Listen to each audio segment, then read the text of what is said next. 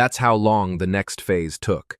Meeting with Dr. Jerry was like a voluntary autopsy of my life. For weeks, I spent hours in his sterile office, going over everything. He interviewed me about my late wife, my parenting struggles, my successes, and my failures. I admitted to every mistake I could remember, including the damned lock on the door. With my permission, he spoke to old family friends, my brother, who thankfully has a good head on his shoulders, and even Rachel's old pediatrician. He reviewed 2 decades of school and medical records. It was meticulous, exhausting, and emotionally brutal. The report arrived 2 weeks ago. It was a 40-page, single-spaced document of cold, hard clinical fact. It concluded that my psychological profile and documented history were profoundly inconsistent with patterns of behavior associated with physical or chronic emotional abuse. It painted a picture of a grieving, dedicated, and at times overburdened parent. The report was the sword Ms. Janet had promised. It was time to use it. Last Wednesday, we filed the lawsuit. Defamation, intentional infliction of emotional distress, and civil conspiracy to commit extortion. We weren't asking for millions. We were asking for full reimbursement of all legal and expert witness fees, a court-ordered permanent injunction, a court-ordered public retraction, with the wording to be drafted by us. A process server delivered the papers to Rachel's apartment on Thursday afternoon. He served her first, then Tyler. At 8 p.m. that night, Ms. Janet executed the final step. A cease and desist letter was sent via email and courier.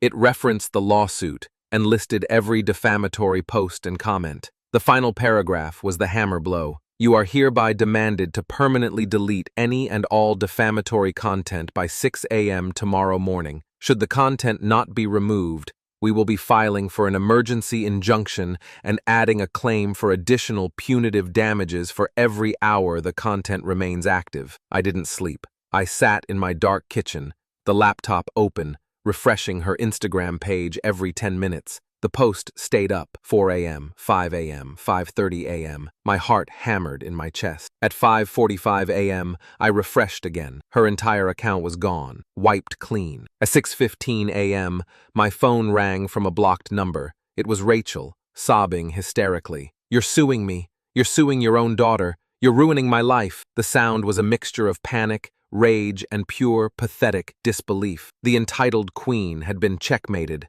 and she couldn't comprehend it. For a split second, the sound of her crying nearly broke me, but then I remembered the coldness in her eyes when she made the threat. "No, Rachel," I said, my voice flat and dead. "You tried to ruin my life. I'm just defending it. Anything else you have to say?" The entitlement radiated off her in waves. It was breathtaking. "You owe me for everything, for Mom not being here. You think paying for college made up for that? For having a dad who was always tired and stressed? This is your chance to actually do something for me?" I was speechless. The sheer audacity of it. The cruelty. "The answer is no, Rachel. This conversation is over." She took a step closer, her face contorted with a chilling smirk. "No, it's not. Here's what's going to happen. You're going to transfer me the $50,000. If you don't, I'm going to go to the police. I'm going to tell them that you hurt me when I was a kid, that you used to lock me in my room, that you hit me. I'll make a post online. I'll tell everyone what a monster you are behind closed doors. Your work, your friends, what little family we have left. They'll all know. Your life will be over." Time seemed to stop. The air in the room grew thick and heavy. I wasn't looking at my daughter. I was looking at a stranger, a hostile entity wearing her face. My first instinct was pure, white-hot rage, but right behind it was a wave of nausea. This was a shakedown, a threat so profound it felt like a physical blow. When she stormed out, slamming the door, I collapsed into a chair, the room spinning around me. For a moment, I couldn't breathe. Then, a terrifying, icy calm washed over me. The grief would come later. Right now, it was about survival. I picked up my phone. My hands were shaking, but my mind was laser-focused.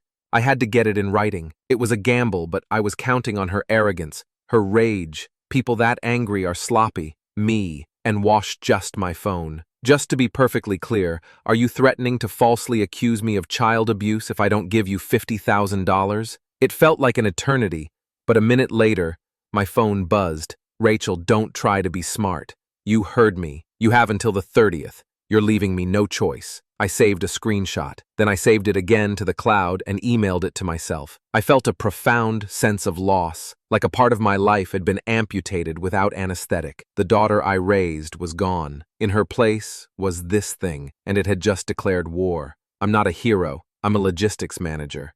I solve problems, methodically, step by step. And this is the biggest logistical problem of my life. Update 1. Hey everyone. The last 2 weeks have been a waking nightmare. I've barely slept. I've lost weight I couldn't afford to lose. There's a constant churning knot of acid in my stomach. On the outside, I'm going to work and functioning. On the inside, I feel like I'm holding myself together with duct tape. But I wanted to thank you for the support on my last post. It helped me feel less alone as I took the first necessary steps. Strategy over outbursts. It's my mantra now. Step 1. The lawyer. The day after the threat, I called in sick and spent the morning researching attorneys. I found Ms. Janet, a highly recommended lawyer, specializing in family law and defamation. She has a reputation for being a shark in the courtroom, but a calm, strategic advisor in her office. Perfect. I sat in her plush office, feeling like an imposter, and laid out the story, showing her the text messages. Her expression was grim. "This is poison," she said, "and the only way to deal with poison is to contain it and then neutralize it. Your first move was brilliant. Now, we build a fortress," before she even thinks about launching her first arrow. Step 2. The police station. This was the hardest thing I've ever done. The morning after hiring Miss Janet, I walked into the central police station. Every fiber of my being screamed at me to run. I felt like a criminal. I sat down with a detective and calmly explained that I was there to file a report of extortion. I laid out the conversation, the demand, and the specific threat. Then I showed him the printout of the text exchange. He read it, then looked up at me. His eyes were weary, but they held a flicker of understanding. "So, you're getting ahead of it," he said. It wasn't a question. He took my statement. An official file now exists. It's logged, timed, and dated. As the detective said, it's my word against hers for now, but my proactivity and the written evidence give my story significant weight. It's not about getting her arrested. It's about creating an official, time-stamped shield. Step 3. Cutting the cord. Guided by Ms. Janet, I performed a complete financial amputation. With each step, I felt a piece of my past fall away. I called my bank and placed enhanced security alerts on all my accounts. I called the phone company. Rachel's line was on my family plan. I had it disconnected. The monthly allowance I sent her was canceled. Finally, Ms. Janet drafted a formal, brutally short email sent to both Rachel and an old email address I had for Tyler. It stated that, effective immediately, all financial support had been terminated due to her recent actions. The fallout begins. The angry call from Rachel came 3 days later. "My phone's not working. My rent is due. What did you do?" I repeated what the lawyer told me to say. "Rachel, you received the email. All financial support has ended." Her shriek of, "You'll be sorry," was followed by a barrage of texts from Tyler. Insults, accusations. "You're a monster. You're a real piece of work, old man." I didn't reply. I just screenshotted everything and forwarded it to my lawyer's office, my hands trembling with a mixture of fear and vindication. And then, yesterday, the brave post from the title appeared on her Instagram, a picture of her looking sad, with a long, vague caption about childhood trauma and a prison of emotional control. The fortress is being built, but the arrows have started to fly. Update 2. It's been 2 months. 2 months of living in a low-grade state of terror. The online campaign has intensified. Rachel's vague posts have been replaced with more specific, poisonous breadcrumbs dropped in the comments. She implied I used to lock her in her room as a child, twisting a stupid 2-week punishment when she was 16 into a narrative of imprisonment. The likes and "we believe you" comments poured in. I started getting looks from neighbors. One of them, who used to be so friendly, now just gives me a tight, pitying nod. My sister Carolyn called me. It wasn't a conversation. It was an interrogation. "Dennis, what on earth did you do? Rachel told me everything. How you controlled her. How you were always so angry. She's terrified of you. Carolyn, what did she tell you specifically?" I asked, my voice dangerously quiet. "Well, that you were just awful. That you're punishing her for trying to be independent. And you believe that? She's your daughter, Dennis. She wouldn't just make it all up." I ended the call. The feeling of betrayal was so absolute, it left me numb. Then came Tyler. He left a voicemail. He sounded like a wannabe mob negotiator. Listen, Dennis, his voice began, a clumsy attempt at being reasonable. I think this has all gone too far. Rachel, she's a wreck. We can make this all go away. The posts, the drama, everything. Just help her out. She needs that loan. Think of it as making things right. You do that, and this all disappears. He wasn't smart enough to realize he just handed me a recorded confession of their entire strategy. I saved it, and my lawyer was ecstatic. The constant pressure was wearing me down. I was living on coffee and antacids, but during one of my sleepless nights, scrolling through legal websites, I realized defense wasn't enough. A fortress can still be starved out. I needed to go on the offensive. The next day, I was back in Ms. Janet's office. I want to end this, I told her. What's the next move? She leaned forward. We sue them for defamation, but if we're going to do it, we make sure our case is ironclad. We don't just deny her claims, we bring in an expert to professionally dismantle them. That's when she told me about Dr. Jerry, a forensic psychologist, an expert witness whose entire job is to provide objective, clinical evaluations in high-conflict family cases. It's expensive, Ms. Janet warned. It will take time, but his report would be our sword. The cost was staggering, enough to make me physically ill.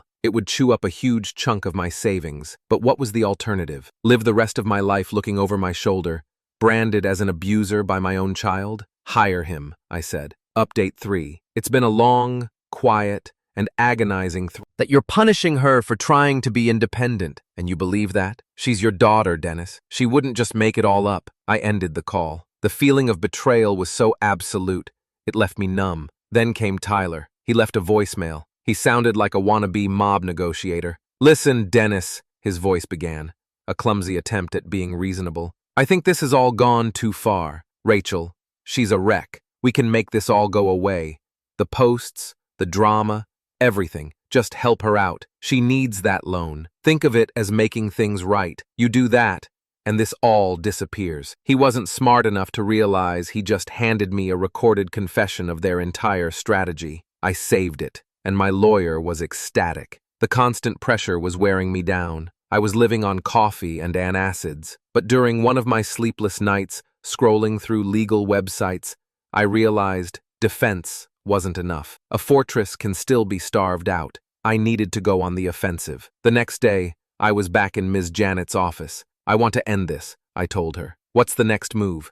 She leaned forward. We sue them for defamation. But if we're going to do it, we make sure our case is ironclad. We don't just deny her claims, we bring in an expert to professionally dismantle them. That's when she told me about Dr. Jerry, a forensic psychologist, an expert witness whose entire job is to provide objective clinical evaluations in high-conflict family cases. It's expensive, Ms. Janet warned. It will take time, but his report would be our sword. The cost was staggering, enough to make me physically ill. It would chew up a huge chunk of my savings. But what was the alternative? Live the rest of my life looking over my shoulder, branded as an abuser by my own child. Hire him, I said. Update 3. It's been a long, quiet, and agonizing 3 months since my last update.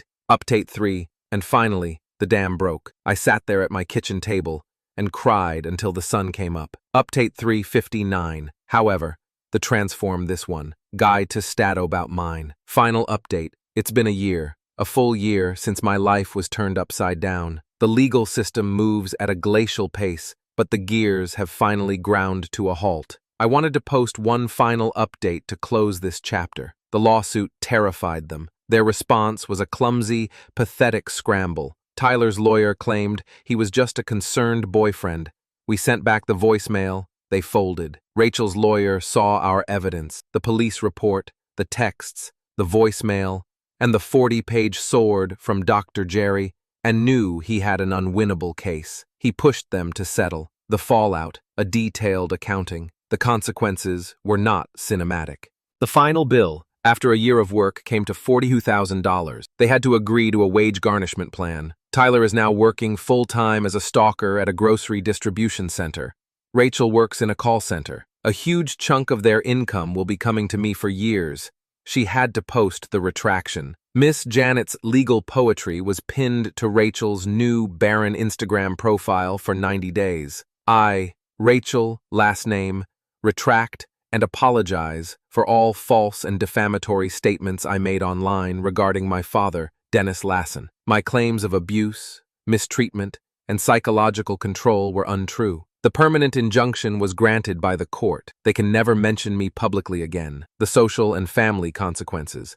The retraction was a nuclear bomb. The I believe you crowd vanished. She was no longer a brave survivor. She was a proven liar and extortionist. I heard she lost most of her friends. My sister Carolyn sent a weak apology text.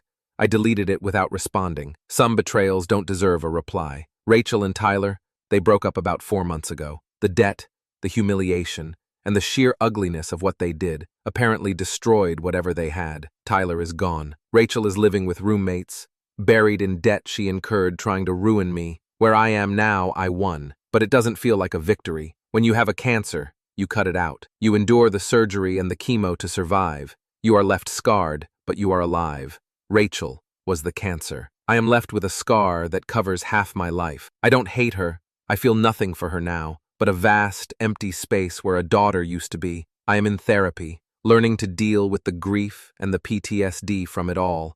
It's a process. Some days are good. On others, I'll see a father and daughter laughing and I have to leave the room before I fall apart. I sold the house, too many ghosts. I have a small condo now. I'm reconnecting with the few friends and family who stood by me. I'm slowly, painfully, building a new life, one that is smaller, quieter, but entirely my own. My advice to anyone facing this is what I learned in the fire. Document everything. Act. Don't just react. Suppress the rage and use cold, hard strategy. And understand that to save your own life, you may have to completely amputate a part of it. It was a hell of a price to pay, but I'm still here and I am free.